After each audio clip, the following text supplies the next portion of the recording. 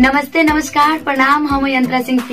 ते चैनल की सब लाइक कमेंट और लाल बटन दबा के सब्सक्राइब जरूर करी। साला जोबन पटिकल मोतिहारी बा मोरा ढोढ़ी पागल बिहारी बा। साला जोबन पटिकल मोतिहारी बा हमरा ढोढ़ी पागल बिहारी।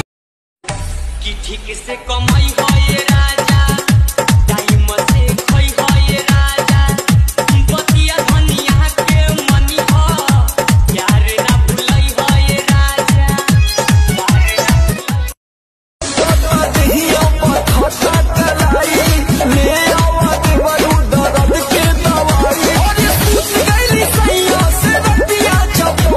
भाईल बा कमरिया लपके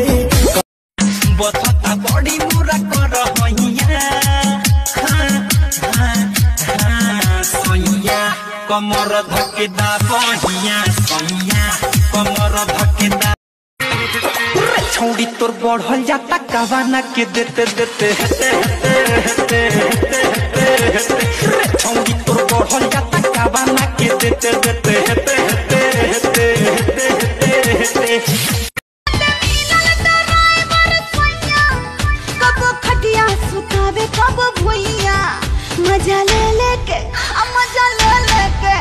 मजा ले लेके आगे पीछे डोले फिर रातियां में चोले क्या तू देखल चाहनी क्या करोगे अरे हिया ना दहिया मैंने जगहिया नाच जैसे ही बॉम्बे सोहाग बहाली और छावन में पातर कमर बहाली और छावन में पातर कमर बहाली काडी काडी काडी काडी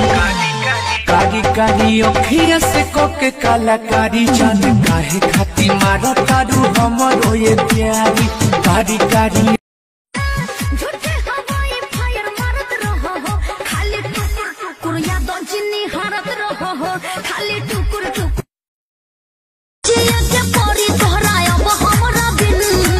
जिया के परी दोहरायो हमरा बिन कैसे जीवो तोरा ससुरा में जाके हम आगे जवानी के जरता दोनों गोदाम हमर बढ़ता कहिया ले आई बाए राजा मिले के मन बड़ा करता सोच सोच पछता